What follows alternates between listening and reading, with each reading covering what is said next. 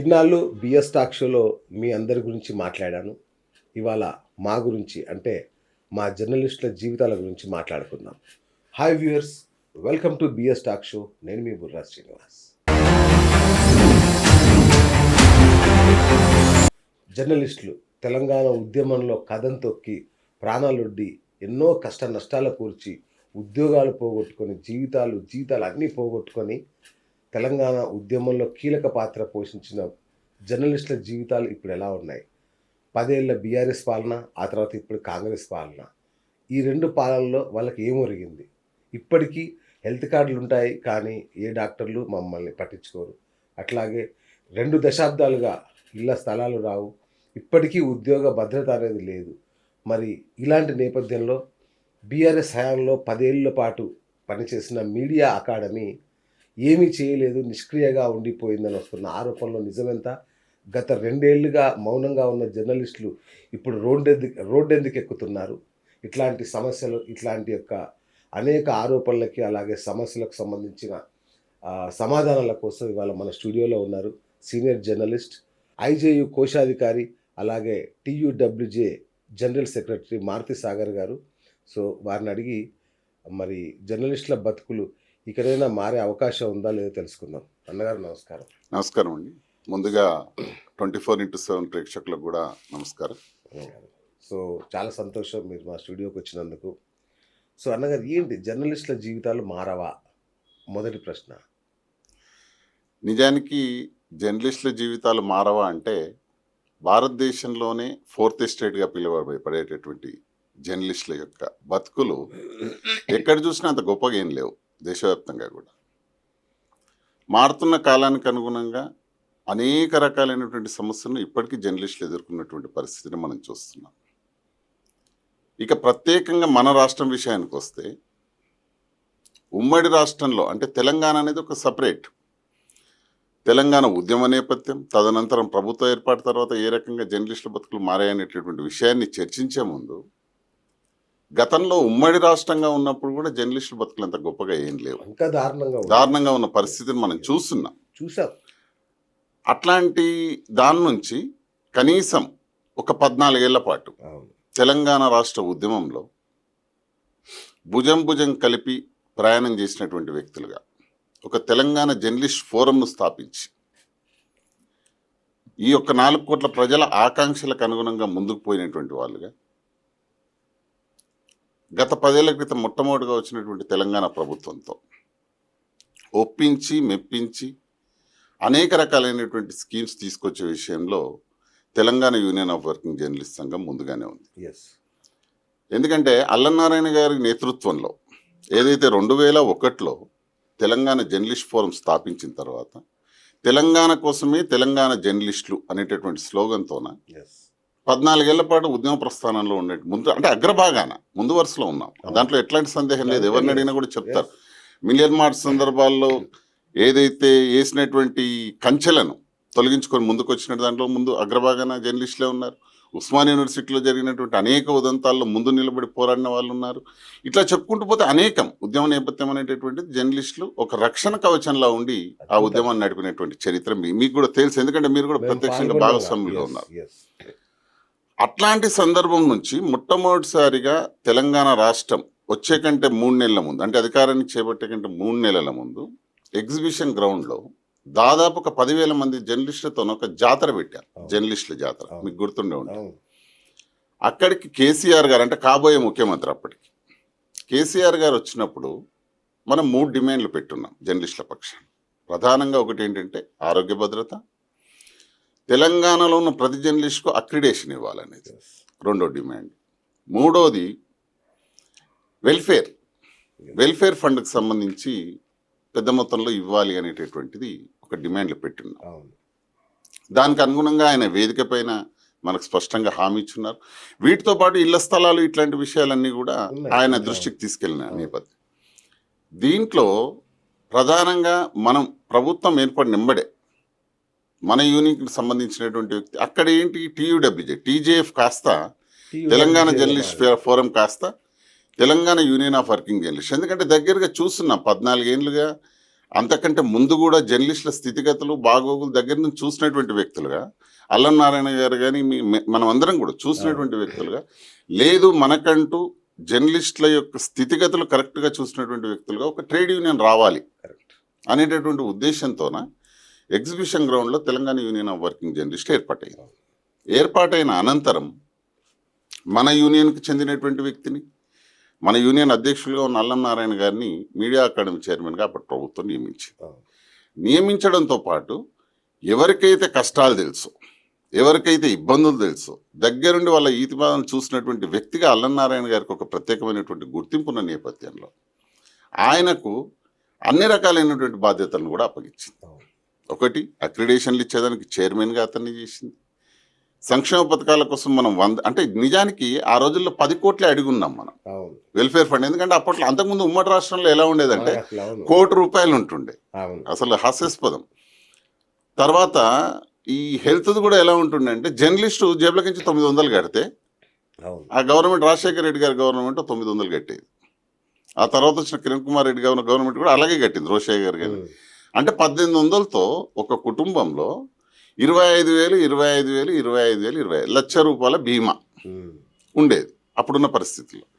మేమీ గవర్నమెంట్ వచ్చిన తర్వాత క్లియర్గా అడిగాం, ఆరోగ్య భద్రత అనేది ఇంపార్టెంట్, అదొకటి కావాలి. జర్నలిస్టులకు ప్రతి ఒక్కరికి accreditation card plus welfare fund 10 కోట్లు ఇవ్వమని అడిగాం మేము కేసీఆర్ గారు. కానీ మన డిమాండ్ను మన దాన్ని గుర్తించినటువంటి ఆయన, లేదు 10 కోట్లు అయితే సరిపోదు నారాయణ గారు, 100 కోట్లు తీసుకోండి, చేద్దాం, విడతల వారికి ఇస్తాను, బట్ ఒక 100 కోట్ల ఫండ్ను మనం జమ చేసుకుందాం, దాని మీద వచ్చే ఇంట్రెస్ట్తో వెల్ఫేర్ చేసుకుందాం అనేటటువంటి ఉద్దేశంలో అప్పుడు ఆయన మాట్లాడడం జరిగింది. దాంట్లో భాగంగానే దాదాపుగా 2017 వరకు ఒక 42 కోట్ల రూపాయల సంక్షేమ నిధిని ఆయన మీడియా అకాడమీకి ఇవ్వడం జరిగింది. అంటే మొదటి ప్రభుత్వం ఉన్నప్పుడే. అప్పటి నుంచి ఏ రకంగా వెల్ఫేర్ యాక్టివిటీస్ ఎలా చేయాలి ఏంటి అన్నది ఒక టీయూడబ్ల్యూజే అధ్యక్షుడిగా, మీడియా అకాడమీ చైర్మన్గా జర్నలిస్టుల యొక్క స్థితిగతులను దృష్టిలో పెట్టుకొని అనేక రకాలైనటువంటి అంటే అందరితో చర్చించి ఒక మంచి స్కీమ్లను తీసుకురావాలని ముందుకెళ్ళినటువంటి పరిస్థితిని కూడా మనం చూస్తున్నాం.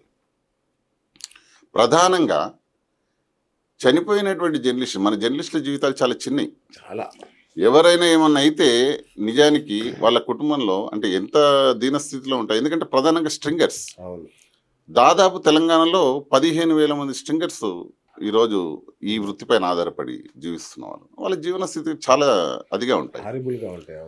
అట్లాంటి వాళ్ళకు కనీసం చనిపోయినంబడే ₹1,00,000 వాళ్ళ కుటుంబానికి చేరేటట్టు, 5 సంవత్సరాల పాటు 3,000 చొప్పున పెన్షన్ అందించేటట్టు, ఇంకా వాళ్ళ ఇంట్లో చిన్నపిల్లలు బిలో 10th ఉంటే 1,000 చొప్పున ఇద్దరు పిల్లలకు 10th వరకు అయ్యేటటువంటి స్టడీ కోసం, అంటే మొత్తం 3 + 2 ₹5,000 ఆ కుటుంబానికి చేరేటట్టు ఇట్లా ఒక మంచి స్కీమ్ తీసుకొచ్చినటువంటి అది ఉంది. 2017 నుంచి అది ఇంప్లిమెంట్ అయింది.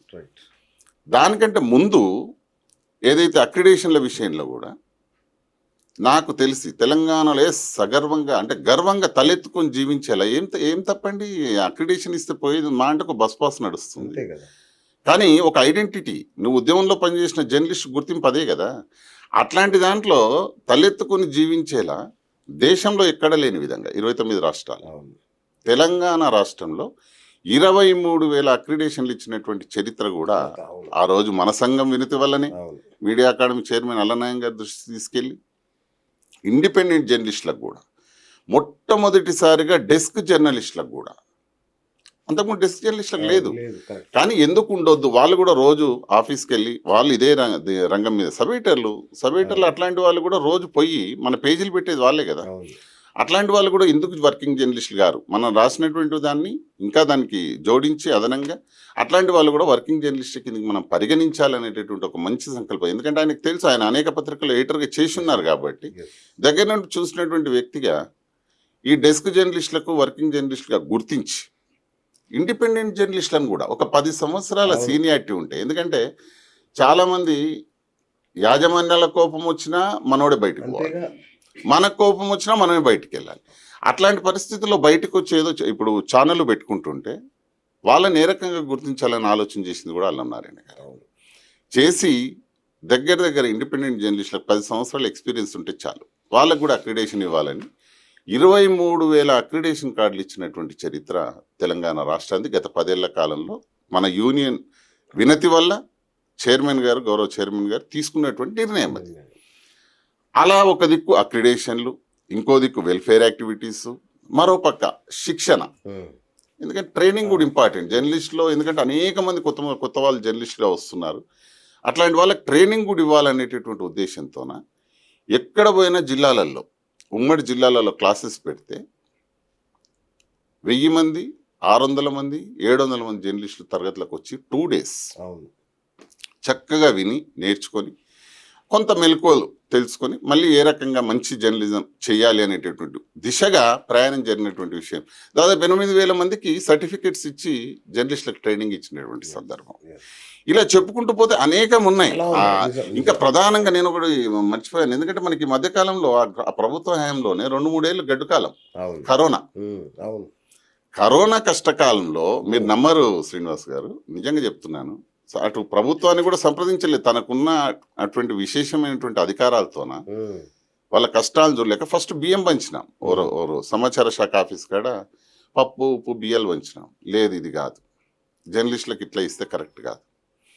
వాళ్ళు ఎందుకంటే 7 రోజులు క్వారంటైన్లో ఉండాలి, వాళ్ళు బయటకు వెళ్ళొద్దు.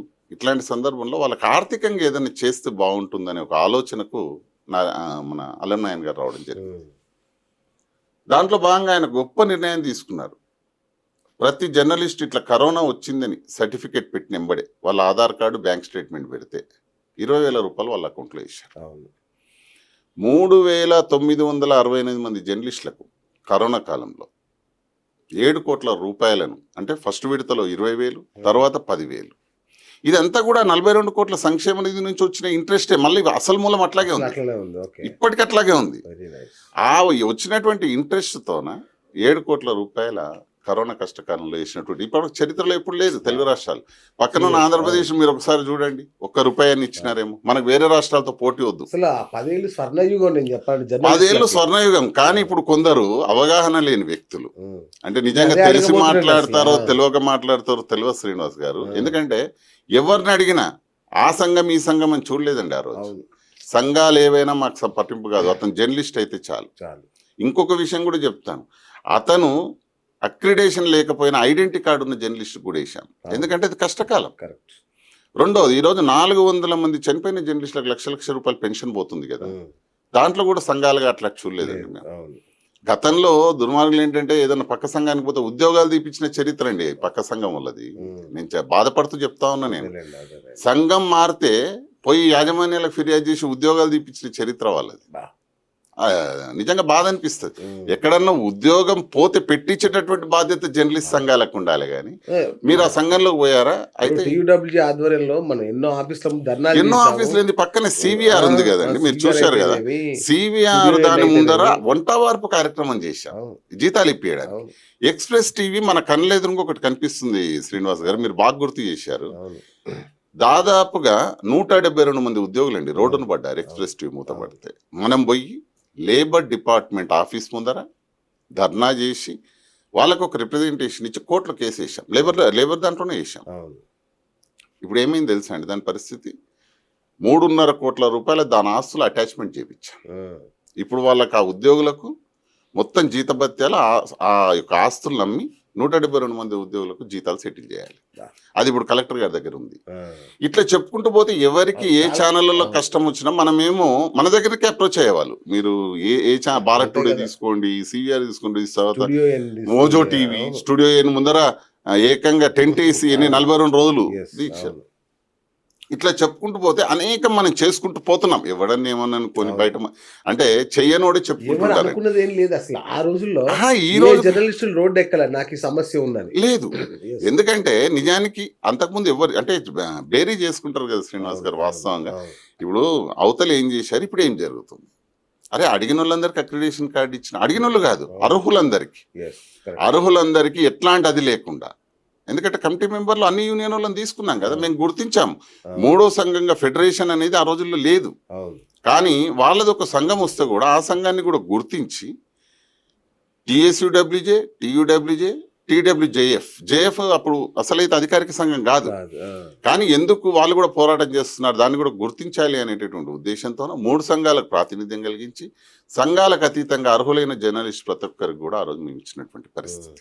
అసలు మీరు ఒరిజినల్ టీయూడబ్ల్యూజీ ఏది రెండు అదే పేరుతో వాళ్ళు తిరుగుతున్నాయి. నేను అదే అండి ఎట్లా ఉంటదంటే 10 ఏండ్లు మనం చేసినప్పుడు టీయూడబ్ల్యూజే అని తెలిసిపోయింది. అవును. కనీసం వాళ్ళ పేరును కూడా వాళ్ళు కరెక్ట్ చెప్పుకోలేరు. వాళ్ళ టీఎస్యూడబ్ల్యూజే అచ్చా. మనది 2013లో రిజిస్టర్డ్ అయింది. తెలంగాణ రాకంటే ఒక సంవత్సరం ముందే ఆ, Telangana union of working journalist register number 143. ఆ, వాళ్ళది అప్పటి వరకు ఏపీడబ్ల్యూజేగా ఉన్న సంఘం ఓకే. 2014 తర్వాత తెలంగాణ బైఫర్కేషన్ అయిపోయిన తర్వాత వాళ్ళు TSUWJ Telangana state union of okay, working okay. Journalist. కానీ వాళ్ళు ఎట్లుంటదంటే ఎక్కడ మా పేరు టీఎస్యూడబ్ల్యూజే అని చెప్పుకుంటే వీళ్ళు ఏం చేస్తలేరు అని అనుకుంటారు అని ఆ, టీయూడబ్ల్యూజే అని పెట్టుకుంటారు. అంటే ఎవరైనా ఇప్పుడు మీ పేరు శ్రీనివాస్ వేరే పేరు అయితే పెట్టుకోరు కదండి. పెట్టుకోలేంగా. నా పేరు సాగర్, మారుతి సాగర్ అంటే మారుతి సాగర్ పిలుచుకోవాలి. లేదా అవతల పేరు మంచిగా వస్తుందని చెప్పి వాని పేరు పెట్టుకోవద్దు కదా. ఎంత అన్యాయం అంటే టీఎస్యూడబ్ల్యూజే టీయూడబ్ల్యూజే అనుకుంటారు. సరే ఓకే అనుకోనివ్వండి, పోయేది అసలు కన్ఫ్యూజన్ అసలు ఏది టీయూడబ్ల్యూజీ ఏది రెండు సంఘాలు ఒకే పేరుతో ఎలా ఉంటాయి అబ్బా అని. ఉండవు కదా. ఆ, రిజిస్టర్డ్ 143 మనం ఏది లేబర్ డిపార్ట్మెంట్ లో మనం చేసినటువంటి registered TUWJ H143 Telangana union of working journalist సంఘం మనది. రైట్. అది కూడా టీజేఎఫ్ తర్వాత తెలంగాణ జర్నలిస్ట్ ఫోరం 14 ఏళ్ల తర్వాత 13 ఏళ్ల తర్వాత టీయూడబ్ల్యూజేగా రూపాంతరం చెందింది. రైట్. అదే దాని కింద మనం అనేక రిప్రజెంటేషన్లు అధ్యక్షుడుగా కూడా అల్లనారాయణ గారు ఉన్నారు కాబట్టి వీళ్ళకి ఏమేం చేయాలి ఓకే. ఇదే కాదు ఇంకా చెప్పుకుంటూ పోతే హోంగార్డులతో సమానంగా 5 లక్షల యాక్సిడెంటల్ బీమా పాలసీ ఒకటి, ఈహెచ్ఎస్ ఎంప్లాయీస్ హెల్త్ స్కీమ్ తో పాటు అవును. మొట్టమొదటిసారిగా క్యాష్లెస్ హెల్త్ కార్డు తీసుకొచ్చింది ఎవరండి ఈ రాష్ట్రంలో, తెలంగాణ రాష్ట్రంలో? టీయూడబ్ల్యూజే. రైట్. కేసీఆర్ గారితో మాట్లాడి ఆయన ఒకటే అన్నారు, మీరెందుకు ప్రభుత్వ ఉద్యోగులతో సమానం కాదు. సరే అన్నాడు. సరే దీని మీద నాకు ఒక బాధ ఉంది. ఎగ్జాక్ట్లీ చెప్పండి. ఎక్కడ అది పనిచేయదు ఆ నేను కార్డు. చెప్తున్నాను ఆ. శ్రీనివాస్ గారు కరెక్ట్ అడిగారు మీరు. 2015లో తీసుకొచ్చిన తర్వాత 2017 2018 దాకా కూడా ఇది అద్భుతంగా పనిచేసింది. ఓకే. మీకు నేను ఒక రిఫరెన్స్ ఇస్తా. వరంగల్లో ఒక మిత్రుడు యశోద హాస్పిటల్లో వాళ్ళ భార్యకు 1.5 year ట్రీట్మెంట్ చేయించాడు. 1.5 యశోద year. కార్పొరేట్ హాస్పిటల్లో బా. దగ్గర 10 సర్జరీలు అయ్యాయి. మీకు 1,75,00,000 రూపాయల బిల్ అయింది. మీరు జస్ట్ చెక్ చేసుకోవచ్చు ఎప్పుడైనా, లేదంటే ఎవరైనా డౌట్స్ ఉంటే అడగొచ్చు. ఆ బాబు ఒక ఆర్టికల్ రాసుకున్నాడు. అంటే అది కూడా మాకు ఎట్లా వచ్చింది సమాచారం అంటే, మా భార్యకు ప్రాణదానం చేసింది ఇది అనేటటువంటి విషయాన్ని రాస్తూ ఆయన ఏం చెప్పాడంటే 1,75,00,000 జస్ట్ ఇమాజిన్ చేయండి, ₹1 కట్టకుండా బయటకు వచ్చాడు. బా బా బా. అట్లా అనేక మంది ఆ టైంలలో ప్రైవేట్ కార్పొరేట్ హాస్పిటల్లో ట్రీట్మెంట్ చేసుకున్నారు. బకాయిలు అనేటటువంటి పెరిగిపోయాయి శ్రీనివాస్ గారు. 300 కోట్ల రూపాయల బకాయిలు అప్పుడే బా. వాళ్ళు కార్పొరేట్ హాస్పిటల్లో నిరాకరించి చేతులు చేతులు ఎత్తేసి మనొక్కరికే ఆగిపోతే నేను ఖచ్చితంగా మనం పోరాడే వాళ్ళం, దాంట్లో అది లేదు. ప్రభుత్వ ఉద్యోగులతో పాటు మనవి కూడా అయిపోయాయి. ఆహా. అప్పుడు మేము జాయింట్గా అప్పుడున్న మంత్రి హరీష్ రావు గారిని మేమంతా పోయి కలిసి ఏం చెప్పినామంటే, అన్న తీసుకురండి, ఇది కరెక్ట్ కాదు. నిమ్స్ లాంటి హాస్పిటల్లో ఇప్పటికీ ఈ రోజు కూడా పనిచేస్తున్నాయి. ₹1 కట్టాల్సిన పని లేదు హెల్త్ కార్డుకు, అది కూడా క్లారిటీ ఇస్తున్నారు. Right right. బట్ మనం తీసుకొచ్చిన కార్డే ఇప్పటికీ నిమ్స్ హాస్పిటల్లో పనిచేస్తుంది. నిమ్స్ లాంటి హాస్పిటల్ కానీ మీరు వీళ్ళు పెట్టినటువంటి ఉన్నాయి కదా మన ఖైరతాబాద్ వెల్నెస్ సెంటర్లలో ఇప్పటికీ టాబ్లెట్స్ ఫ్రీ, అవన్నీ కూడా జర్నలిస్ట్ కార్డు మీద పోతే ఈ అందరికి షుగర్లు బీపీలు ఎక్కువయ్యాయి కదా, వాళ్ళు ఎవ్రీ మంత్ పోయి తెచ్చుకుంటున్నారు ఫ్రీగా. Okay okay. హెల్త్ కార్డు మొత్తానికి పనిచేయట్లేదు అనట్లే, ఆ 12 కార్పొరేట్ హాస్పిటల్లో పనిచేయట్లేదు. అచ్చా. ఇప్పటికి ఎవరైనా ఆరోగ్యశ్రీ ట్రస్ట్ నుంచి డబ్బులు తర్వాత వస్తాయని అనుకుంటే ప్రైవేట్ హాస్పిటల్ వాళ్ళు స్టిల్ ఇంకా ప్రైవేట్ హాస్పిటల్లో కూడా మొన్న కూడా కరీంనగర్లో ట్రీట్మెంట్ జరిగింది. ఓ మన హెల్త్ కార్డు. ఎస్, అంటే జేహెచ్ఎస్ మీద జర్నలిస్ట్ హెల్త్ స్కీమ్ మీద ఇప్పటికీ మేమే ఆరోగ్యశ్రీ ట్రస్ట్ నుంచి అప్రూవల్ ఇప్పిస్తున్నాం అచ్చా అచ్చా. ప్రైవేట్ హాస్పిటల్లో జాయిన్ అయిన వాళ్ళకి కూడా. ఓకే. అయితే ఇట్లాంటి కార్డును తీసుకొచ్చి కొన్నేళ్ళు అయిన తర్వాత హరీష్ రావు గారిని కలిసి గవర్నమెంట్ ఎంప్లాయీస్ ఒక డిమాండ్ పెట్టినారు. ఇది ఎందుకంటే అందరు మన జర్నలిస్టులకు తెలియాలని కొంత డీటెయిల్గా చెప్తున్నాను. మా శాలరీలో నుంచి పర్ మంత్ ఇంత కట్ చేసుకోండి, కానీ మా ఉద్యోగులకైతే ఇవ్వండి అని చెప్పి అప్పట్లో ఏది మన టీఎన్జిఓ వీళ్ళు ఉన్నారు కదా, సో మన దేవిప్రసాద్ లాంటి వాళ్ళు ఇట్లాంటి వాళ్ళంతా కూడా పోయి ప్రభుత్వానికి నివేదించినారు. మేము కూడా ఒకటే అన్నాం, అప్పుడు రవీందర్ రెడ్డి కూడా ఉండే, మేము కూడా ఒకటే అన్నాం, అన్న మీతో పాటు మేము కూడా ఉన్నాం, మీకంటే జీతాలు వస్తే మీరు కట్ చేసుకుంటారు, ఆటోమేటిక్గా అయిపోతుంది. అప్పుడు ఆమె టీజీఓ అధ్యక్షురాలు కూడా మమత గారు ఉంటారు. మేము చెప్పాం, మీతో పాటు మేము, ఎందుకంటే మీతో పాటు మాకు కూడా వైద్య సదుపాయం అందుతుంది కాబట్టి మేము కూడా నెలకు ఎంతో కొంత కట్టడానికి కూడా సిద్ధమే. ఓకే. లేదంటే సంవత్సరం మొత్తానికి కలిపి మమ్మల్ని ఒక మీరు 100 రూపాయలు 150 రూపాయలు పర్ మంత్ కట్ చేసుకోమంటున్నారు కదా, మేము మొత్తంగా కలిసి ఇయర్లీ ఒకటేసారి కట్టేస్తాం. రైట్. బట్ ఈహెచ్ఎస్ జేహెచ్ఎస్ రెండు కూడా ఇంప్లిమెంట్ చేయండి అని చెప్పేసి మనం అనేక రిప్రజెంటేషన్లు ఇవ్వడం జరిగింది. కానీ ఆ ప్రభుత్వ హయాంలో కాలేదని చెప్తాం. అంతే, అంతే, ఇప్పుడు అంతే. ఇచ్చింది 42 కోట్లు ఇచ్చారని గొప్పగా చెప్తున్నాము. అవును. కాలేనటువంటి విషయాల్లో మొదట ఇంప్లిమెంట్ చేశారు, తర్వాత అది ఇబ్బందుల్లో పడింది అనేటటువంటి విషయాన్ని కూడా అవును. మనం చెప్పుకోక తప్పదు. ఎందుకంటే ఎవరు చేసినా కూడా పాలకులు మనకు చుట్టాలు కాదండి అంతే నా కదా. దృష్టిలో. అంతే కదా. కానీ చేసినోన్ని చెయ్యలేదు అని చెప్పడం తప్పు. ఒక జర్నలిస్టులుగా మనం చెప్పొద్దు. పక్కోళ్ళు ఎవరైనా ఆరోపిస్తున్నట్టే ఓకే, కానీ ఇప్పుడు కొంతమంది పని కట్టుకుని ప్రచారం చేస్తా ఉన్నారు. 10 ఏళ్లలో ఏం జరగలేదు, ఉమ్మడి ఆంధ్రప్రదేశ్ ఉన్నప్పుడు స్వర్ణంగా ఉండేదని. నేను అంటున్నాను, ఎక్కడుండే స్వర్ణం? దశాబ్దాల కాలం పాటు స్వర్ణం. బిల్లులు, అసలు మీడియా అకాడమీకి పోయే దిక్కు కూడా ఉండేది మీడియా కాదు. కాడకు పోయే దిక్కు ఉండేది. ఎవరికన్నా ఏదన్నా యాక్సిడెంట్ ఏదో అయితే బిల్లులు పెట్టుకుంటే, శ్రీనివాస్ గారు మీరు నమ్మరు, 50,000 బిల్లు అప్పట్లో అయితే. అప్పుడు కొంచెం తక్కువనే ఉంటుండే, ఎందుకంటే ఒక 15-25 ఏళ్ళ కింద, అవును, అవును. 20 ఏళ్ళ కింద పెట్టుకుంటే 50,000 బిల్లు అయినోనికి 4 నుంచి 5,000 ఇచ్చేవారు. బా. ఎందుకంటే వాళ్ళతో ఉండే బడ్జెట్ ఫండ్ కూడా 2 లేదు. రాష్ట్రాలకు కలిపి ₹1,00,00,000 ఉండేది. కరెక్ట్. అవును. కానీ మనం తెలంగాణ వచ్చిన తర్వాత అడిగి ఒప్పించి, సార్ మీతో నడిచాం, మీతో కలిసి ప్రయాణం చేశాం, మనకు కావాలి అంటే ఆయన 42 CR ఇవ్వడం వల్ల ఈ రోజుకు ఆ 42 కోట్లు అట్లాగే ఉంది. రైట్. ఇంకొక ప్రధానమైన ఆరోపణ ఏంటంటే, అందరికీ మీద కోపం ఉండడానికి ఏంటంటే, అల్లనారాయణ గారు 10 సంవత్సరాలు పవర్ని ఎంజాయ్ చేశారు. క్రాంతి ఎమ్మెల్యే అయ్యాడు. సాగర్ అత్యంత కీలకమైన పొజిషన్లో, వీళ్ళందరూ అగ్రగణ్యులైన జర్నలిస్టులు అందరూ కీలకమైన పదవుల్లో ఉండి కూడా జర్నలిస్టుల ఇళ్ల స్థలాల విషయంలో కేసీఆర్ని ఎందుకు ఒప్పించలేకపోయారు, ఎక్కడ లాలూచి పడ్డారు అనేదే ఇప్పుడు అందరి జర్నలిస్టులో ఉన్న ప్రశ్న. ఎగ్జాక్ట్లీ, మంచి క్వశ్చన్ ఇది. ఎందుకంటే చాలా ప్రతి ఒక్కరు కూడా సొంతింటి కళ అనేది ఇంపార్టెంట్. దట్టు జర్నలిస్టులకు చాలా ఇంపార్టెంట్. గోపన్పల్లి తర్వాత ఇప్పుడు మనం కూర్చొని జర్నలిస్ట్ కాలనీలో మాట్లాడుతున్నాం, మరొకటి గోపన్పల్లి తర్వాత ఎక్కడ కూడా సొసైటీలకు వచ్చినటువంటి పరిస్థితి లేదు. కానీ మీరు గమనిస్తే ఫస్ట్ బుద్వేల్లో పోయి జర్నలిస్టుల కోసం ఇళ్ల స్థలాలు చూసింది మనమే. అన్ని సంఘాలను తీసుకొని పోయి చూసాం, కొద్దిగా డీటెయిల్గానే మాట్లాడు.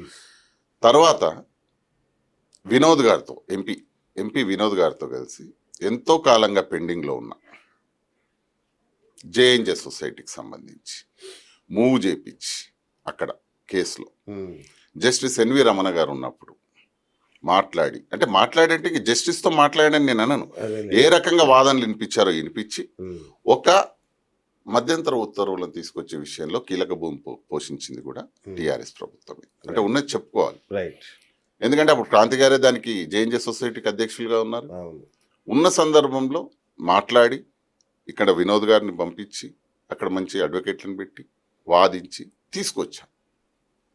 అంతేకాకుండా రామన్న గారితో, కేటీఆర్ గారితో మాట్లాడి హెచ్ఎండిఏ దానికి కంచెను ఏర్పాటు చేసి, ఏది నిజాంపేటలో ఉన్న 32 ఎకరాల కంచెను ఏర్పాటు చేసి దాన్ని ప్రొటెక్ట్ చేసే విషయంలో కూడా మనం క్రాంతి గారు కానీ చొరవ తీసుకొని దాన్ని ప్రొటెక్ట్ చేసి 2018లోనే మండల అధికారుల నుంచి జేఎన్జే సొసైటీకి భూమి అప్పగింత కూడా జరిగింది శ్రీనివాస్.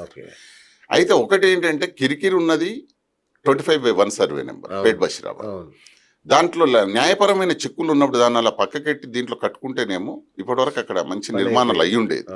సరే, మన వాళ్ళలో కొద్దిగా ఎట్లుంటుందంటే మొత్తం వచ్చినాక తీసుకుందాం అనేటటువంటి ఏదైతే అది జరిగిందో, ఇక మీరు లాస్ట్ ఈ మధ్యకాలంలో జరిగినటువంటి తాజా పరిణామాలు మీకు తెలియదు కాదు. దాన్ని మధ్యంతృత్వాలను కొట్టేయడం, మనకు మొత్తము మనల్ని ఏమని చెప్పారో మీకు తెలిసే ఉంటుంది. ఎలైట్ పీపుల్, అదే అంట ఒక సుప్రీంకోర్టు చీఫ్ జస్టిస్ జర్నలిస్టులను ఎలైట్ పీపుల్ అని ఎట్లా అంటారండి? ఇంకొక విషయం చెప్తాను నేను, ఎలైట్ పీపుల్ కాదు అనడానికి.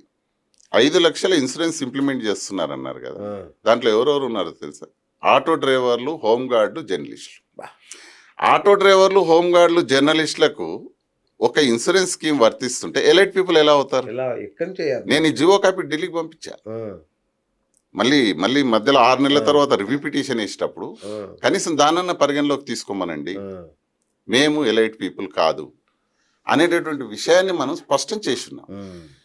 కానీ సొసైటీలో ఎమ్మెల్యేలతో ఈక్వల్గా, ఐఏఎస్లతో ఈక్వల్గా జర్నలిస్టులను ఒక జతగట్టి కోర్టు ఆ రకంగా చేయడం అనేది జర్నలిస్టులకు అయితే తప్పకుండా అన్యాయం జరిగింది. చాలా పెద్ద అన్యాయం. కానీ ఇది ఒక రకంగా స్టాఫ్ రిపోర్టర్లది అయితే ఆ, జిల్లాలలో శ్రీనివాస్ గారు మీకు ఒకటి చెప్పాలి, దగ్గర దగ్గర 59 నియోజకవర్గాల్లో స్ట్రింగర్లకు మేము Telangana union of working journalist పక్షాన్ని ఇళ్ల స్థలాలు ఇప్పించాం. అవును, ఇది వాస్తవం. అవును. మీరు మెదక్ జిల్లాకి వెళ్తే ఉమ్, ఏ జర్నలిస్ట్ కానీ ఈరోజు ప్లాట్ లేదేమో అడిగారు. అవును. హరీష్ రావు గారు హైదరాబాద్ లోనే సమస్య, అన్ని జిల్లాల్లో ప్రత్యేకంగా, ఇచ్చారు. అవును. తర్వాత కేటీఆర్ గారు సిరిసిల్లలో 250 గజాలు ఒక్కొక్క జర్నలిస్ట్. ఆ, అట్లే మన భూపాలి ఎక్కడికన్నా వెళ్ళండి మీరు, మామనార్ వెళ్తే 115 ఇండ్లు శ్రీనివాస్ గౌడ్ గారు ఏకంగా డబుల్ బెడ్రూమ్లు కట్టించాడు ఇండిపెండెంట్. అట్లాగే నాగర్ కర్నూలు వెళ్తే 4 ఎకరాలు గవర్నమెంట్ హాస్పిటల్ వెనుక జనార్దన్ రెడ్డి గారు ల్యాండ్ తీసి కేటాయించారు. ఇట్లా నేను చెప్పుకుంటూ పోతే అనేక జిల్లాల్లో ఇప్పించడం జరిగింది. మనం చేయలేదని కాదు, మనది ఎక్కడ లోపం లేదు. కానీ లీగల్గా సొసైటీలకు ఏదైతే రావాలో అది వచ్చే విషయంలో కోర్టు అనేటటువంటిది అడ్డంకులు చెప్తా ఉంది. కేసీఆర్ గారు, కేటీఆర్ గారు చివరి క్షణంలో అడ్డుపడ్డారు, అందుకే క్రాంతి గాని అల్లనారాయణ గారు ఏం మాట్లాడలేకపోయారు అనేది ఒక వాదన. నిజానికి అది కూడా చెప్తాను, ఎందుకంటే చెప్పాలి, అందరికి తెలియాలి కూడా. తెలియాలి. అమయ్ కుమార్ మేడ్చల్ జిల్లా కలెక్టర్గా ఉన్నప్పుడు గవర్నమెంట్ మరొక 3 నెలలు ఉంటుందన్న సందర్భంలో ఒక 50 ఎకరాల స్థలాన్ని ఎక్కడ ఇవ్వాలని మేము భూపాల్ రెడ్డి గారికి ఒక నివేదిక ఇచ్చాం. శ్రీనివాస్ గారు 4000 మంది హైదరాబాద్ జర్నలిస్టులకు టవర్స్ కట్టియండి, ఒక 50 ఎకర్స్ అయితే సరిపోతుంది. 50 ఎకర్స్ డెవలప్మెంట్కి ఇస్తే అది కూడా 25 ఎకర్స్ బిల్డర్ తీసుకున్నా 25 ఎకర్స్లో మాకు వచ్చేవి 1550 ఎస్ఎఫ్టీ లెక్క 4000 మంది జర్నలిస్టులకు ఏకకాలంలో ఇంటి సమస్య తీరిపోద్దని అప్పుడు ఉన్నటువంటి భూపాల్ రెడ్డి గారు ఎవరైతే ఉన్నారో సీఎంఓలో ఆయనకు ఒక నివేదిక ఇచ్చారు. రాజశేఖర రెడ్డి గారు ఉన్నారు, భూపాల్ రెడ్డి గారు ఉన్నారు, వాళ్ళందరి దృష్టికి తీసుకెళ్ళాం. అంటే అది వాళ్ళు అడిగితేనే ఇచ్చాం. ఇచ్చినటువంటి సందర్భంలో అమయ్ కుమార్ గారు అప్పుడు మేడ్చల్ జిల్లా కలెక్టర్ అల్లం నారాయణ గారికి 15 సార్లు, నేనేదో మీటింగ్లో ఉంటే 15 సార్లు మిస్డ్ కాళ్ళు ఉన్నాయి. వెంబడే ఫోన్ చేస్తే ఇట్లా రామారావు గారు చెప్పారండి, మీరు రండి ల్యాండ్లు చూడాలి. వెంటనే ఆర్డీఓ మల్లయ్యను పంపిస్తే మేము కొన్ని ల్యాండ్లు పరిశీలనకి వెళ్ళాం. ఎందుకంటే చేసినవి చెప్పుకోకపోవడం వల్ల కూడా ఇదంతా జరుగుతుంది. 453, 454 సర్వే నెంబర్ దొమ్మరపోచంపల్లి 400 ఎకరాల ప్రభుత్వ భూమి ఉంటే దాంట్లో కనీసం ఒక 50 ఎకరాలు, 50 నుంచి 100 ఎకరాలు జర్నలిస్టులకు తీసుకుందామని చెప్పి అక్కడికి వెళ్ళి చూడడం జరిగింది. అయితే అక్కడ టవర్స్ కట్టడానికి ఏంటంటే దుందిగల్ ఎయిర్ ఫోర్స్ అకాడమీ పక్కనే ఫ్లయింగ్ జోన్, సో దానివల్ల ఏమైనా ఇబ్బంది అవుతుందేమో అని అదొకటి. అక్కడ నుంచి గాజుల రామారం వెళ్ళాం. మొన్ననే మీరు ఈ మధ్యన చూశారు హైదరాబాద్లో కూల్చేసినట్టు. అక్కడ కూడా ఒక 50 ఎకరాలు 329 సర్వే నెంబర్, అక్కడ కూడా పరిశీలిస్తే అక్కడ అన్ని కూడా గుడిసెలు రూమ్లు వేసుకొని ఉన్నారు. ఒకరు పొట్టగొట్టి అంటే వాళ్ళది కూలగొట్టి జర్నలిస్టుల కాడ ఇల్లు కట్టుకుంటే మనకు శోభ అనిపించదు. ఇదొద్దు, క్లియర్గా ఉన్నది ఏదైనా అన్నప్పుడు మళ్ళీ మన ఏదండి అది మన తెల్లాపూర్ దగ్గర అక్కడ కూడా ఒక 50 ఎకరాల పరిశీలన కోసం రంగారెడ్డి జిల్లా, అది ఇదేమో మేడ్చల్ జిల్లా ఇప్పుడు మేము చెప్పినాయి, ఆ తర్వాత రంగారెడ్డి జిల్లా. ఇట్లా మేము చూసిన తర్వాత అమయ్ కుమార్ గారికి చెప్పినాం, ఇక రామన్నకు చెప్పినాం, ఇట్లా పలానివి చూసొచ్చే వరకు మన బాధ్యత ఉంటుంది. కానీ అమలు పరిచేది ఎవరండి? నిజానికి కేటీఆర్ గారు, కేసీఆర్ గారు నిర్ణయం తీసుకోవాలి. అంతలో పుణ్యకాలం గడిచిపోయింది, ఆయన 3 నెలల్లో ఎన్నికలు వచ్చేసాయి. అది అట్లా చూసినంత వరకే ఉంది. కానీ ఇక్కడ ప్రయత్న లోపం Telangana union of working journalist కాదు. చాలా మంది మెజారిటీ జర్నలిస్టులో ఉన్న అభిప్రాయం ఏంటంటే అప్పుడు ఏదో ఇచ్చారు ల్యాండ్, కానీ ఇప్పుడు చాలా కాస్ట్లీ అయిపోయింది. దాన్ని కొట్టేసి అంటే ఏదన్నా బడా వ్యాపారవేత్తలకు, పారిశ్రామికవేత్తలకు ఇచ్చేసి మళ్ళీ ఊరవతలనే జర్నలిస్టులను పారేయాలనే ఒక కుట్ర వల్లనే ఇది ఆగింది, ఇది ఇలా జరిగింది అనేది చాలా మందిలో ఉన్నారు. వాళ్ళ మనసులోకి అయితే మనం తొంగి చూడలేము ఒకవేళ ఆ రకంగా ఉంటే. కానీ నేను చెప్తున్నది ఏంటంటే అదే ఒకవేళ ఆ ప్రయత్నమే ఒకవేళ వాళ్ళలో ఉండి ఉంటే, నేను ఇప్పుడు వాళ్ళని ఎన్కేసుకురావడం అని కాదు, ఒకవేళ ఉండి ఉంటే 2018లో మన పొజిషన్ ఇప్పారు, పంచనామా చేసి పొజిషన్ హ్యాండ్ ఓవర్ చేయరు. హ్యాండ్ ఓవర్ చేశారంటే స్టిల్ ఇప్పటికీ 332 సర్వే నెంబర్ ఏదైతే ఉందో జేఎన్జే సొసైటీది, అది జేఎన్జే సొసైటీ ఆధీనంలోనే ఉంది. అంటే ఒక్కసారి సొసైటీ ఆధీనం ఇచ్చిన తర్వాత మళ్ళీ వాళ్ళని రిటర్న్ తీసుకుంటే తప్ప వాళ్ళు అది చేయలేరు. వాట్ నెక్స్ట్ మరి? వాట్ నెక్స్ట్ తీర్పు నేపథ్యంలో నేను యూనియన్ తరఫున Telangana union of working journalist పక్షాన ప్రస్తుతం ఉన్న ప్రభుత్వానికి కూడా ఒక వినతి చేస్తున్నాను మన ఛానల్ ద్వారా. మీ దగ్గర జర్నలిస్టుల 1100 మందికి సంబంధించిన సొమ్ము ఉంది, దగ్గర దగ్గర ఇంకొక 3,000 మంది జర్నలిస్టులు హైదరాబాద్ సిటీలో సీనియర్స్ రెడీగా ఉన్నారు. ఉన్నారు. ఇట్లా 4,000 మందిది మీరు పరిష్కరిస్తామని రవీంద్ర భారతి వేదికగా గౌరవ ముఖ్యమంత్రి రేవంత్ రెడ్డి గారు చెప్పినారు. అవును. మేము చాలా వెల్కమ్ చేస్తా ఉన్నాం అవును. వాళ్ళని. ఏ రకంగా ఆయన ముందుకు పోతాడు అనేది పక్కకి పెడితే దాన్ని అసోసియేషన్గాన మీరు ఒకటి కోఆపరేటివ్ సొసైటీలకు ఇవ్వమంటున్నారు, హౌసింగ్ సొసైటీలో ఓకే. ఇంకో మార్గం ఇవ్వాలనుకుంటే పెట్టాలనుకుంటే చివరి బంతిలో కూర్చున్న వస్తది. దొరుకుతుంది అన్నట్టు. అవును. నీకు పెట్టాలనే ఆలోచన ఉంటే ఖచ్చితంగా జర్నలిస్టులను ఏదైతే డబ్బులు కట్టున్నారో దాని కిందకి అనేక మందికి ఈరోజు ఇస్తూ ఉన్నారు. అసలు కట్టణంలో కూడా ఇస్తున్నారు ఫ్రీగా. కానీ కట్టి ఎప్పుడో 2008లో కట్టినటువంటి అమౌంట్ మీ దగ్గర ఉంది. మిగతా వాళ్ళ విషయంలో కూడా ఒక ఆలోచన చేసి అదే భూమిని ఇప్పుడు ఎట్లాగో 25/1 సర్వే నెంబర్ కూడా మొన్న ఫెన్సింగ్ చేసి ఉన్నారు, సంతోషం. అట్లాంటి దాన్ని తిరిగి ఇదే జర్నలిస్టులకు ఇచ్చే దిశగా సుప్రీంకోర్టు ఏమని చెప్పింది, సో కోఆపరేటివ్ హౌసింగ్ సొసైటీ ద్వారా ఇవ్వడానికి కుదరదు అని చెప్పి. రెండోది దాని జీవోను సపరేట్ చేయాలి. 2008లో వచ్చిన జీవో ఏముందంటే ముగ్గురిని కలిపి తెచ్చిన జీవో. ఆ రోజు రాజశేఖర రెడ్డి గారు జర్నలిస్టులకు సపరేట్గా తెచ్చుంటే ఈ సమస్య ఉత్పన్నం అయ్యేది కాదు. కానీ ఇప్పటికైనా తీసుకొచ్చి ఈ విషయంలో అంటే వాళ్ళకు ఒకవేళ ఖచ్చితంగా చేయాలనేటటువంటి చిత్తశుద్ధి ఉంటే నేను ఒక సజెషన్ చెప్తా ఉన్నాను. వేరే రకంగా వీళ్ళని ట్రీట్ చేసి ఒక అసోసియేషన్ కింద సంఘం, నాట్ హౌసింగ్ సొసైటీ, ఒక సంఘానికి నామినల్ రేటుకు ఇస్తున్నామని మీరు క్యాబినెట్లో తీర్మానం పెట్టండి. మిమ్మల్ని అపోజ్ చేసేవాళ్ళు ఎవరు? కరెక్ట్. క్యాబినెట్లో అనేక రకాల సంస్థలకు ఇస్తున్నారు కదా మీరు. ఇప్పుడు తక్కువ ధరకు నామమాత్రం ధరకు 2 ఇండస్ట్రీస్ని వెల్కమ్ చేస్తున్నారు, అనేక రకాలుగా చేస్తున్నారు. నేనేమంటున్నా వీళ్ళు ఎప్పుడో కట్టున్నారు, ఈరోజు ఇంట్రెస్ట్తో కలుపుకుంటే నిజానికి ఆ రోజు కట్టిన 2 లక్షలు శ్రీనివాస్ గారు ఎక్కడ పెట్టి కొనిన్నా ఈరోజు ₹1,00,00,000 ప్రాపర్టీ ఈజీగా. అసలు అట్లాంటిది నష్టపోయి ఉన్నారు ఈరోజు జర్నలిస్టులు. వాళ్ళ కుటుంబాలు 100-150 మంది చనిపోయారు ఇప్పటికే. అట్లాగే ఇంకో 3,000 మంది ఎదురు చూస్తున్నారు. ఇట్లాంటి వాళ్లకు ఈ ప్రభుత్వం చిత్తశుద్ధి ఉంటే ఎంతో మందికి ఎంతో చేస్తామని చెప్పి ఇంకోటి వాళ్ళ మేనిఫెస్టోలో పెట్టున్నారు కదా, జర్నలిస్టులకు ఇళ్ల స్థలాలు అనేది 420 హామీల్లో ఇది ఒక హామీ. ఇంకోటి అసలు జర్నలిస్టుల జీవితాలు మారిపోతాయి అని చాలా మంది నమ్మారు. గత 2 ఏళ్ల క్రితం రేవంత్ రెడ్డి జర్నలిస్టుల విషయంలో చూపిన చొరవ కానీ ఆయన ప్రోయాక్టివ్నెస్ కానీ చూసి ఇక జర్నలిస్టులకు స్వర్ణయుగం రా అనుకున్నారు. కానీ కట్ చేస్తే 2 ఏళ్ల తర్వాత ఇప్పుడు అన్ని సంఘాలు కూడా ధర్నాలు రాస్తారోకోలు చేసే ఆలోచనలోకి వచ్చాయి. ఏం జరుగుతుంది అసలు? నిజమే. మేము 10 ఏళ్ళు వాస్తవానికి మా నాయకుడే అక్కడ చైర్మన్ ఉన్నాడు కాబట్టి చూసినటువంటి వాళ్ళుగా మేము కూడా 2 ఏళ్ల సమయం పాటు వేచి చూసాం శ్రీనివాస్. వాస్తవానికి ఈ సమస్య సంవత్సర కాలంగా సాగుతూ ఉంది. ఏది నేను ప్రధానంగా ఏ ఖర్చు లేకుండా ఇచ్చే ఒక అక్రిడేషన్ల సమస్య 3 నెలలకు ఒకసారి స్టిక్కర్లు అతికించుకుంటున్నారు. Card size పెరిగిపోతాం. నేనేమంటున్నా అంటే అంత దౌర్భాగ్య పరిస్థితిలోకి జర్నలిస్టులు ఎందుకు నెట్టివేయబడ్డారు? ఏమైంది మీకు ఇవ్వడానికి? ఏం అడ్డం వస్తుంది? ఇప్పుడు 239 జీవో ఉంది ఆల్రెడీ ఇంతకుముందు. సరే మీకు ఆ జీవోలు ఏమైనా అభ్యంతరాలు ఉన్నాయి, ఓ కమిటీ వేసినారు. కె శ్రీనివాస్ గారు అట్లాంటి వ్యక్తులతో ఒక కమిటీ వేసినారు. వాళ్ళు ఎప్పుడో నివేదిక ఇచ్చినారు. ఆ నివేదిక ఇచ్చి కూడా సంవత్సరం అవుతుంది. అట్లాంటి దాన్ని బుట్టదాఖలు చేశారు.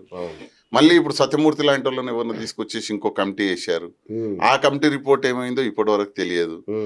సరే వాళ్ళని ఏంటంటే ఇప్పుడు 10 ఏళ్ళు మనం చేసినాం కాబట్టి వీళ్ళకి కొంత కూడా వేచి చూసే ధోరణి లేదేమో అని ఎక్కడంటారో అని కరెక్ట్ గా ఈ డిసెంబర్కు 2 సంవత్సరాలు పూర్తవుతున్నటువంటి నేపథ్యంలో మేము ఒకటి వాళ్ళను మొన్న ప్రశ్నించామండి. లాస్ట్ మంత్ మేము ఒక స్టేట్మెంట్ ఇచ్చాం, అల్లనారాయణ గారు మేము అందరం కలిసి. ఇక అక్రిడేషన్లు ఎప్పుడు మళ్ళీ స్థానిక సంస్థల పోరు కూడా వస్తూ ఉంది.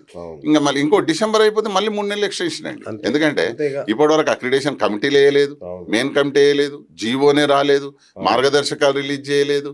ఇవన్నీ చేయనప్పుడు ఎప్పుడు వస్తాయి అని చెప్పి మేము ఒక ఆందోళన పడక సిద్ధమైనటువంటి విషయం వాస్తవం. ఎప్పుడైతే మేము సిద్ధమయ్యామో ఇన్ని రోజులు వాళ్ళని అంటే కాపాడుకుంటూ వస్తున్న సంఘమే అంటా నేను. ఎందుకంటే అంటే ఓపెన్ అది ఐజేయు నాయకుడుగా ఉండి ఆ సంఘానికి పెద్దన్న లెక్కున్న శ్రీనివాస్ రెడ్డి గారు ఇప్పుడు అక్కడ మీడియా అకాడమీ చైర్మన్గా ఉన్నాడు. ఆయన ఏ పొజిషన్లో ఉన్నాడంటే ఇచ్చే పొజిషన్లో ఉన్నాడు. నిజానికి చెప్పాలంటే అది ఓపెన్. కానీ ఈరోజు రేపు ధర్నా చేయబోతుంది ఆ సంఘం. ఎంత హాస్యాస్పదం అంటే కత్తితో పొడిచి ట్రీట్మెంట్ చేస్తా అన్నట్టుంది వాళ్ళ కథ. కత్తితో పొడిచేది వాళ్ళే, ట్రీట్మెంట్ అందిస్తున్నాగా ఇంకా నువ్వు హ్యాపీ అంటే అరే నిజం ఇది చాలా అంటే ఎట్లుందంటే ఇక మేము కత్తితో పొడుస్తాము, ట్రీట్మెంట్ కూడా మేము ఇప్పిస్తున్నాం కదా, మీరు ధన్యజీవులు అంటే ఇచ్చే పొజిషన్లో ఉండి ఇవ్వకపోగా చివరాఖరికి వీళ్ళు ఏం చేస్తున్నారంటే ధర్నా చేసి ఇక మేమైతే ధర్నా చేసినాం పోయి. ఓకే. ధర్నా చేయడం ఏందండి, మీ నాయకుడే కదా అక్కడ ఉన్నది, అదే పోయి కదా. మాట్లాడమనండి ముఖ్యమంత్రి గారితో, ఇప్పియండి. మాట్లాడే పొజిషన్లో ఉన్నారు కదా, మీ ధర్నాని ఎవరు కోరుకోవట్లే ఇక్కడ ఆ. కదా. ఇప్పుడు పోనీ ర్యాపో లేకుండా మీడియా అకాడమీ చైర్మన్ ఉంటాడా ఒక ముఖ్యమంత్రితో? ఎందుకుంటాడు? అట్లాంటి ఒకవేళ అదే రకంగా ఉంటే ముందు రాజీనామా చేయమనండి, రమ్మనండి ధర్నాకు. శ్రీనివాసరెడ్డి గారు ధర్నాకు రమ్మనండి, మేము కూడా పోతాం. ఓకే.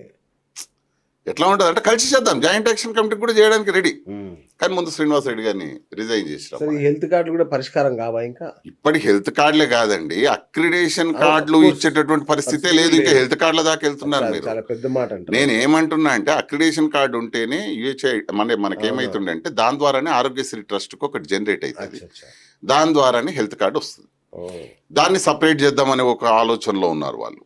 అంటే దీని వెనుక పెద్ద కుట్రనే ఉంది శ్రీనివాస్ గారిది. ఓకే. ఫస్ట్గా వాళ్ళ ఉద్దేశం ఏంటంటే అక్రిడేషన్ కార్డులను తగ్గించాలి, ఓ. ఇంతగానం ఉండొద్దు. ఏమండి, ఏం ప్రయోజనాలు ఉన్నాయి జర్నలిస్టులకు? ఒక బస్ పాస్, అది దాని నుంచి వచ్చే ఒకే ఒక బెనిఫిట్ ఒక బస్ పాస్, దాంతో లింక్ అయింది కాబట్టి హెల్త్ కార్డు. అది హెల్త్ కార్డు ఇప్పుడు కొన్ని పరిమితమైనటువంటి ఆసుపత్రుల్లోనే పనిచేస్తాం. అవును. నేనేమంటున్నా అంటే అట్లాంటి సందర్భంలో అది ఇవ్వడానికే మీకు ఎందుకు మనస్కరించట్లేదు? ఏం అడ్డం వస్తుంది? నువ్వు అర్హులకే ఇయ్యి. ఎవరైతే అర్హులైన జర్నలిస్టులు ఉన్నారో వాళ్ళకి వాళ్ళకి ఈరోజు మీరు వచ్చేసి ఇంకా అనేక ఛానళ్ళకి అనేక దానిలకు ఇంకా గుర్తింపించే, నాకు తెలిసి ఈరోజు 30,000 కార్డులు ఇవ్వాలి. నిజంగానే ఇవ్వాలి కూడా జర్నలిస్ట్. ఒకవేళ నేను ఏమంటా అంటే ఇస్తే తప్పేముంది అని అంటా. నేను యాజ్ ఎ యూనియన్ లీడర్గా నేనైతే కార్డులు కట్ చేస్తా అంటే ఒప్పుకునే పరిస్థితి లేదు. నేనే కాదు, ఎవరు కూడా జర్నలిస్ట్ సంఘంగా మేమైతే తప్పనిసరిగా రోడ్లు ఎక్కడం గ్యారెంటీ. ఎందుకంటే రోడ్లు ఎక్కడం ఈ రోజు వీళ్ళకి కొత్తనేమో, రేపు ధర్నా ఏదో ముసుగేసుకొని వస్తున్నారు. కానీ రోడ్ల మీద పడుకోవడం, అరెస్టులు కావడం తెలంగాణ ఉద్యమంలో 14 ఏళ్ళు మా సంఘానికి బాగా మనకు తెలిసిన విషయం, అలవాటు. రోడ్ల మీద ఎక్కడం అనేది కొత్తగా కాదు. కానీ మీకు ఇన్ని రోజులు సమయం ఇచ్చినాం, ఇంకా చేస్తారని నమ్మకంతో ఉన్నాం. ఈరోజు మీరు చేయకపోగా ఇక మేము ధర్నా చేస్తున్నామని కొత్త కలరింగ్ ఇవ్వడం అంటే ఓకే, జర్నలిస్ట్ సమాజం అంతా కూడా చూస్తూ ఉంది. ఈరోజు మీ యొక్క చిత్తశుద్ధి ఏంటి? ఇచ్చే పొజిషన్లో ఉన్న వాళ్ళే ధర్నాకి ఎట్లా పోతారు? ఇది ఫ్యాక్ట్ కదా. జర్నలిస్టులు అనేటటువంటి వాళ్ళు అమాయకులు కాదు కదా, లోక జ్ఞానం ఉన్నోళ్ళు, మంచి అంటే బుద్ధిజీవులు కదా. అట్లాంటి వ్యక్తులతో మేము ఏదో చెప్తాం ఇంకా వాళ్ళు నమ్మేస్తారు అని అనుకుంటే మాత్రం పొరపాటే. అది చూద్దాం. మీ ధర్నా వలన రేపు ప్రభుత్వం దిగొస్తే మేమైతే చూస్తూ ఊరుకునే పరిస్థితి లేదు. మీరు ఇట్లాంటి చిన్నగా ఏదో ధర్నా చేసినట్టు మేము నటిస్తాం, మీరు మళ్ళా తర్వాత అది చేయండి అనేటటువంటి మార్గంలో పోతే, కొట్టినట్టు నటించి అనేటటువంటి మార్గంలో పోతే మేము ఆ రకంగా చూస్తూ ఊరుకునే పరిస్థితి అయితే లేదు. మా కార్యాచరణ మాకుంది. తప్పనిసరిగా రేపు పొద్దుగాల గీన కత్తెర పెడితే అక్రిడేషన్ల సంఖ్యను తగ్గించే దిశగా ఏమన్నా తీసుకుంటే ఈ ప్రభుత్వం రాష్ట్ర వ్యాప్తంగా పెద్ద ఎత్తున ఉద్యమించడానికి Telangana union of working journalist సిద్ధంగా ఉంది. దాంట్లో ఎట్లాంటి పొరపచ్చాలు లేవు. కానీ సమయం ఇవ్వడం ఎందుకంటే ఒక ప్రభుత్వం వచ్చినది కొద్దిగా కుదురుకున్న తర్వాత జర్నలిస్టుల సమస్యల మీద అంశాల వారీగా ముందుకెళ్తుందనే ఒక నమ్మకంతోనే మేము ఇప్పటి వరకు ఉన్నాం. 10 లక్షలు ప్రకటించారండి శ్రీనివాస్ గారు రవీంద్ర భారతిలో. ఇదే కొంతమందికి హౌస్ సైట్స్ ఇచ్చేటప్పుడు జేఎన్జే వాళ్ళు 10 రూపాయలు లేదండి. ఈరోజు వాళ్ళు చెప్తున్నారు గొప్పగా, ఈ రోజు వచ్చిన జర్నలిస్టుల కుటుంబాలక జర్నలిస్ట్ కాదండి, 10 లక్షల రూపాయలు ఆ వెల్ఫేర్ ఫండ్ కి యాడ్ చేస్తా అన్నారు ముఖ్యమంత్రి గారు. అంటే 10 కోట్లు అంటే 42కి ఇంకో 10 జమ అయితే మనకి ఇంట్రెస్ట్ పెరుగుతుంది కదా, దాంతో ఇంకా వెల్ఫేర్ యాక్టివిటీ చేయొచ్చు కదా. కానీ 10 రూపాయలు ఇవ్వలేదు ఇప్పటివరకు ఈ ప్రభుత్వం. 42 కోట్ల మీద ఏదైతే గత ప్రభుత్వం ఇచ్చినటువంటి 42 కోట్ల సంక్షేమ నిధి ఉందో దాని మీద వచ్చిన ఇంట్రెస్ట్ తోనే మొన్న 18 జర్నలిస్ట్ కుటుంబాలకు ₹1,00,000 చెక్కులు ఇచ్చి ఈ మీడియా. అంటే ఏ ప్రభుత్వంలో వచ్చినటువంటి వెల్ఫేర్ ఫండ్ ఉందో వీళ్ళకి గంత పూర్తి అయితే అవగాహన ఉండాలి కదా. ఇప్పుడు వచ్చి 2 ఏళ్ళు అవుతుంది, ఈ ప్రభుత్వంతో చిల్లిగవ్వ తీసుకొచ్చేటటువంటి అది లేదు మీకు. ఇచ్చినటువంటి దాన్ని కనీసం చెప్పుకునే స్థితిలో కూడా మీరు లేరు.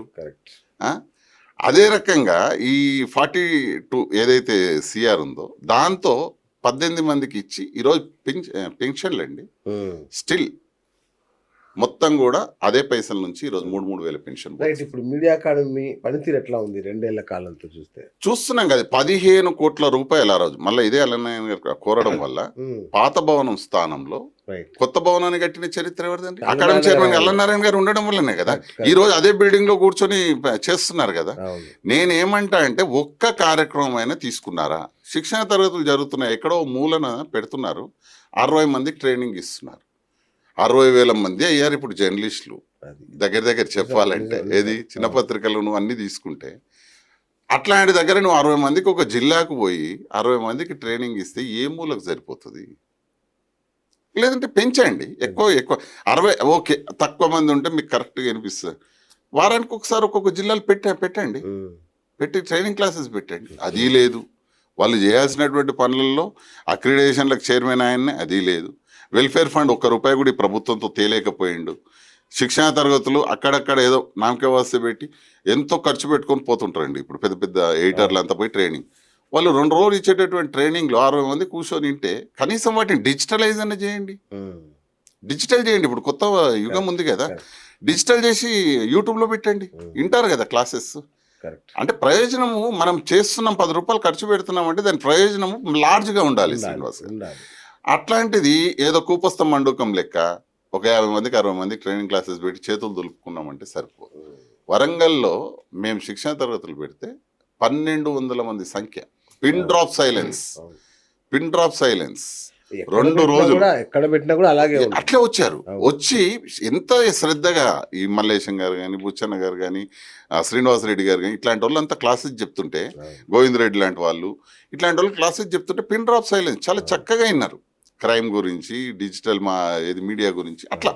అంటే మీడియా అకాడమీ చేయాల్సినటువంటి పనులు చేయకపోగా దానికి చైర్మన్గా ఉండేటటువంటి విషయంలో కూడా మీ అక్రిడేషన్ కమిటీ చైర్మన్ ఉండే 2 ఏళ్ళు, ఇంకో 2 నెలల్లో పదవి కాలం అయిపోతుందండి ఆయనది.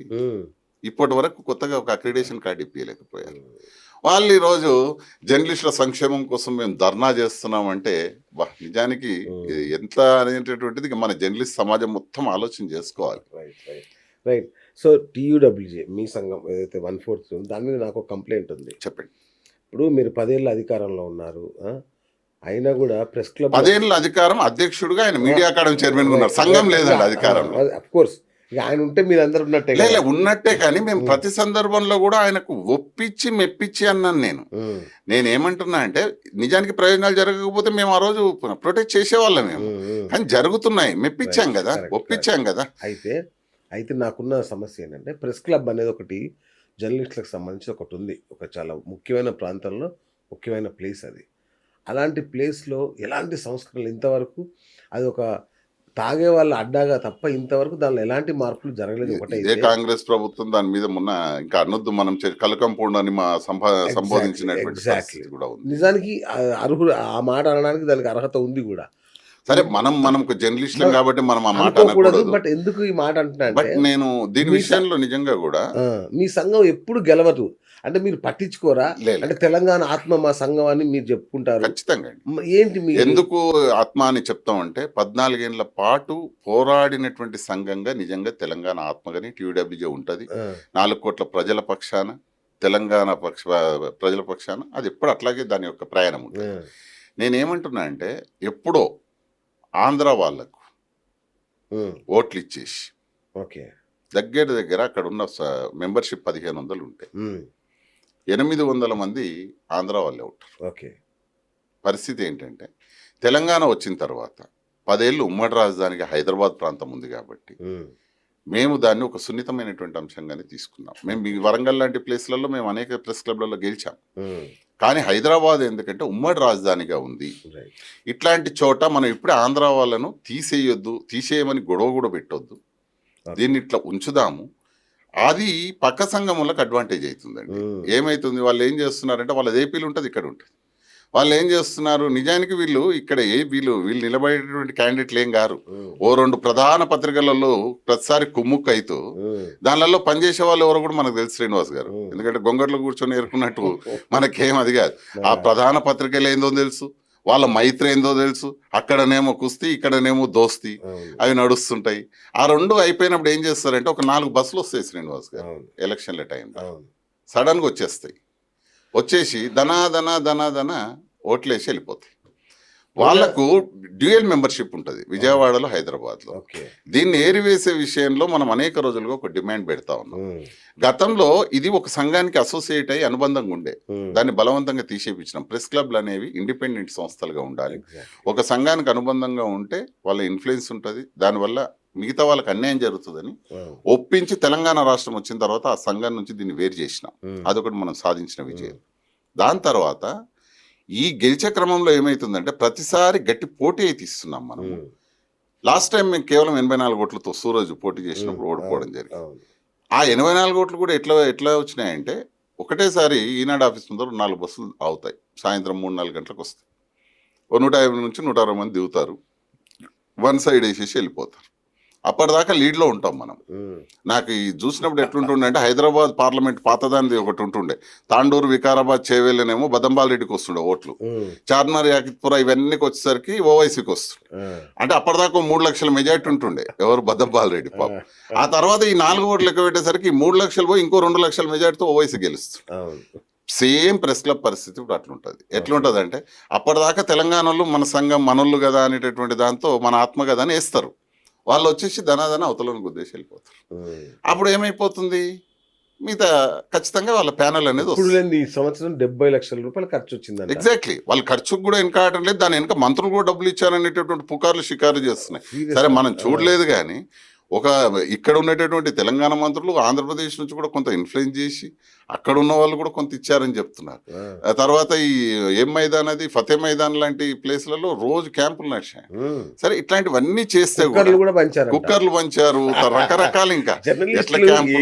అంటే ఆ రకమైనటువంటి వాతావరణం కరెక్ట్ కాదు అని నేను. రెండవది, తెలంగాణ వాళ్ళకి మెంబర్షిప్ ఇవ్వరు కొత్త వాళ్ళకు. ఇప్పుడు 350 దరఖాస్తులు పెండింగ్ లో ఉన్నాయి, అన్ని స్క్రూటినీ అయ్యి. నేను అదే చెప్తా ఉన్నాను, ఇప్పుడు ఆ 350 మంది పెరిగి నేను ఖచ్చితంగా మన ఛానల్ ద్వారా ఒక డిమాండ్ కూడా, డ్యూయల్ మెంబర్షిప్ను తీసేయాలి. ప్రస్తుతం ఎన్నికైనటువంటి కమిటీ కరెక్ట్గా వాళ్ళకి గిన చిత్తశుద్ధి ఉంటే తీసేసి ఎంక్వైరీ చేసి వచ్చే ఎన్నికల నాటికి వాళ్ళు ఒకవేళ చేయలేదనుకోండి ఖచ్చితంగా ప్రెస్ క్లబ్ను హ్యాండ్ ఓవర్ చేసుకుని ఎట్లా చేసుకోవాలో తెలుసు మనకు.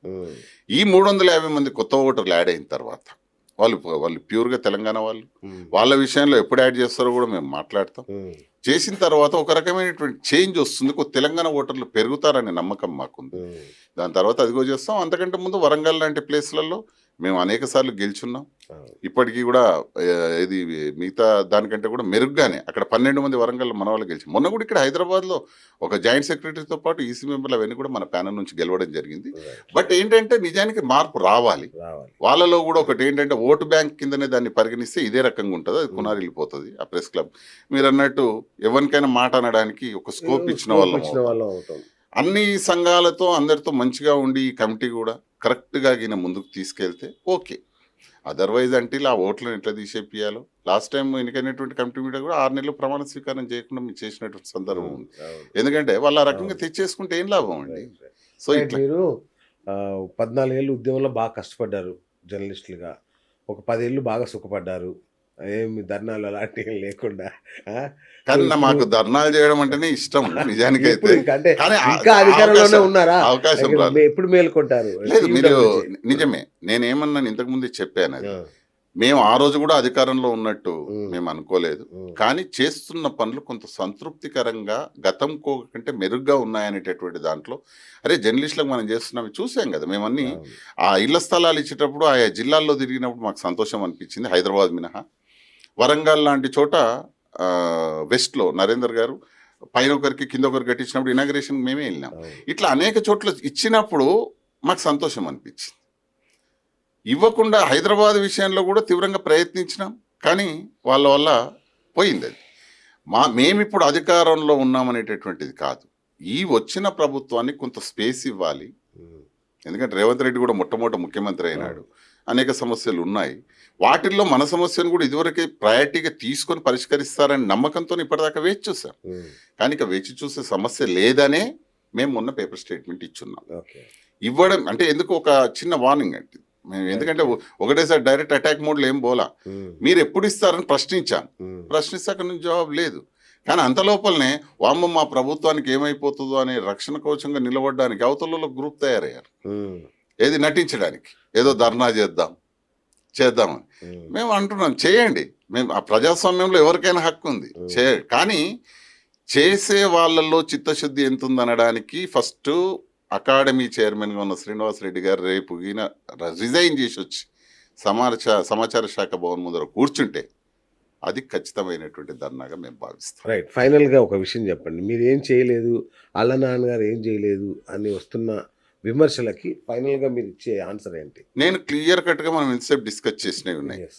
42 కోట్ల సంక్షేమ నిధి ఇప్పుడు అకౌంట్లో లేదా, పక్కన ఉన్న సంఘం వాళ్ళు పోయి వెరిఫై చేసుకోమండి, లేకుంటే ఓపెన్ ఛాలెంజ్, లేదా ఎక్కడ డిబేట్కి వస్తా అన్నా కూడా అన్ని ప్రూఫ్లతో ఇస్తాను.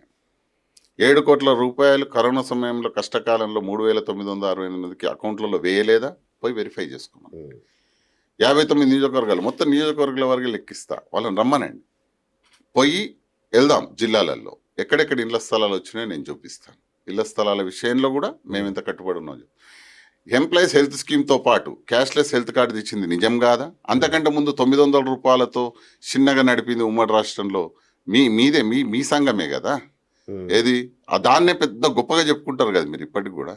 900 జర్నలిస్ట్ జేబులకేం చేసి 900 గవర్నమెంట్తో కట్టించిన మీరు గొప్పగా చెప్పుకుంటే, మేము రూపాయి ఖర్చు లేకుండా క్యాష్లెస్ హెల్త్ కార్డు ఇచ్చిన వాళ్ళం ఏం చెప్పుకోవాలి?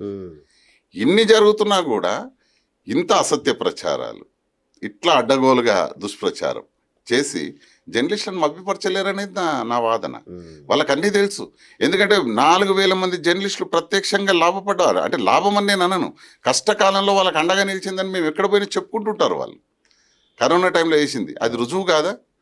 సో ఇట్లాంటి దానితో పాటు ఈ స్కీమ్ 400 మంది వాళ్ళు ఫోటో పెట్టుకున్నారండి. గమ్మత్ ఏంటంటే ఇది జనహితలోనే ప్రారంభమైంది. మొట్టమొదట ప్రగతి భవన్లో ఉండేటటువంటి జనహితలో 100 మందికి మొట్టమొదటి చెక్లు చేయడంతో ప్రారంభమైంది స్కీమ్. అది కేసీఆర్ గారి ఫోటో, అల్లనారాయణ గారి ఫోటో ఇళ్లలో పెట్టుకున్నారు.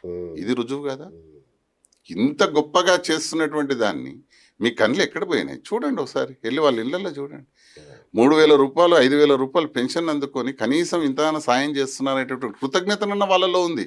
కానీ మీరు కళ్ళుండి కూడా కబోదులైపోయి ఏదో ఉమ్మడి రాష్ట్రంలోనే బాగుంది, తెలంగాణ వచ్చిన తర్వాత తెలంగాణ ప్రౌడ్ గురించి చెప్పుకో, తెలంగాణ యొక్క దాని గురించి చెప్పుకోవాలి. కానీ ఇంకా ఉమ్మడి రాష్ట్రంలోనే మేము బాగా చేసాం, ఎక్కడ బాగా చేసాం ఒక్కటి చెప్పండి. రైట్. ఎన్నో చేశారు, అంతా బాగుంది, కానీ ఇప్పుడు అవేవి అమల్లో లేవు. హెల్త్ కార్డులు కావచ్చు, జర్నలిస్టుల అక్రిడేషన్లు కావచ్చు, అనేక సమస్యలు ఉన్నాయి జర్నలిస్టులకి. అట్లీస్ట్ మీరు ప్రారంభించిన పథకాలైనా మీరు అమలు చేసేలాగా ఇప్పుడైనా కొట్లాడితే మీకు సరే అది ఉంటుందేమో అనేది నా ఆశాభావం. తప్పనిసరిగా అండి. ఒకటే మన 24/7 ద్వారా నేను ఒకటే చెప్తా ఉన్నాను, కొట్లాడే విషయంలో రాజీ పడనేటువంటి సంఘం ఏదైనా ఉందంటే అది Telangana union of working journalist మాత్రమే. కానీ ఎవరో ఒక డేట్ ఇచ్చారు, మేము పరుగున పోయి వాళ్ళని ఏదో అజ్జేద్దామని మా ఉద్దేశం కాదు. మీరు చేస్తామన్నారు కదా, నేను ఇప్పటికి కూడా చెప్తున్నా, ఐఎమ్ వెల్కమింగ్. కానీ చిత్తశుద్ధితో చేయమంటున్నా, ఏదైనా చేయండి. మీరే దాంట్లో ఉంటారు, పోస్ట్లో ఉంటారు. మీ సంఘం నాయకుడు ఆ ఢిల్లీలో పోయి ఐజీ నాయకుడు అని చెప్పుకునేటటువంటి శ్రీనివాసరెడ్డి గారే ఆ పోస్ట్లో ఉండి ఆయనకు అనుబంధంగా నడిచేటటువంటి మీ టీఎస్యూడబ్ల్యూజే సంఘం ధర్నా చేస్తుందంటే ఎవరు నమ్మకంలోకి తీసుకుంటారు? ఏదో సరే మీ మెంబర్షిప్ ఉండవచ్చు, కొంతమందిని తీసుకొని వచ్చి రేపు కూర్చొని ధర్నా చేయొచ్చు కాక. విశ్వాసం ప్రజల్లో, ఇది మన జర్నలిస్టుల్లో, అరే కరెక్ట్ వీళ్ళు చేస్తున్నారంటే మన సమస్యలు పరిష్కారం అవుతాయి అనేటటువంటి ఒక నమ్మకం ఎక్కడిది? కరెక్ట్. కల్పించే విషయంలో 2 ఏళ్ళు ఏమైంది? 2 ఏళ్లలో ఒక్కటన్నా చేసి ఉంటే మీ పైన నమ్మకం వచ్చేది కదా. ఇది నేను క్లియర్గా చెప్పాలి. Right. All the best sir. ఏదన్నా ఇప్పటికైనా జర్నలిస్టులకు మంచి జరగాలని కోరుకుందాం. తప్పనిసరిగా టీయూడబ్ల్యూజే అనేది తెలంగాణలోని జర్నలిస్ట్ పక్షాన ఎప్పటికీ పోరాట పంతానే ఎంచుకుంటుంది. వాళ్ళకన్నీ ఏవైతే మినిమం సాధించాల్సినటువంటి విషయాలు ఉన్నాయో, ఇళ్ల స్థలాలు కానివ్వండి, అక్రిడేషన్లు ప్రతి ఒక్కరికి కోత పెడితే సహించేది లేదని కూడా ఇంతకుముందు చెప్పాను. దాంతోపాటు హెల్త్ కార్డు విషయంలో కూడా ఈ ప్రభుత్వం ఖచ్చితంగా, నేను ఈ వేదిక ద్వారా కూడా చెప్తా ఉన్నాను, వాళ్ళు వెంటనే, ఎందుకంటే ఆరోగ్య భద్రత అనేటటువంటి చాలా ఇంపార్టెంట్. ఈసారైనా డిజిటల్ మీడియా జర్నలిస్టుల కోసం ఏమైనా చేసేది ఉందా? యాక్చువల్లీ ఏంటంటే ఒక విషయం అండి, మళ్ళీ అది ఒక సబ్జెక్ట్ ఏంటంటే, ఇవి లేబర్ కోడ్లు వచ్చాయి. 4 లేబర్ కోడ్లు సెంట్రల్ గవర్నమెంట్ తీసుకొచ్చింది, ఇంప్లిమెంటేషన్ కూడా స్టార్ట్ అయింది. మనకు 1955 యాక్ట్ ఒకటి, 1958 యాక్ట్ ఒకటి, 2 యాక్ట్లు మనకు తెలంగాణ అంటే జర్నలిస్టుల కోసం సపరేట్గా ఉండేది. ఆ 2 యాక్ట్లను కూడా రద్దు చేశారు చట్టాలను. ఈరోజు లేబర్ కోడ్లలో గుంపుల గోవిందయ్య లెక్క తీసుకుపోయి మన జర్నలిస్టులను కలిపారు. చాలా పెద్ద మిస్టేక్ ఇది, సెంట్రల్ గవర్నమెంట్ చేసింది. మేము దాన్ని తీవ్రంగా ఖండిస్తున్నాం. ఇండియన్ జర్నలిస్ట్ యూనియన్ మాది ఏదైతే ఉందో, ఐజేయు తరఫున మా అధ్యక్షుడు పాఠక్ గారు కానీ, జనరల్ సెక్రటరీ కోహ్లీ గారు కానీ, మేము కానీ అందరం దాన్ని మేము వెంటనే ఖండించడం జరిగింది. ఎందుకు ఖండించామంటే శ్రీనివాస్ గారు, ఫైనల్ ఇది కూడా ఒక సబ్జెక్ట్ ఉంది కాబట్టి అవును.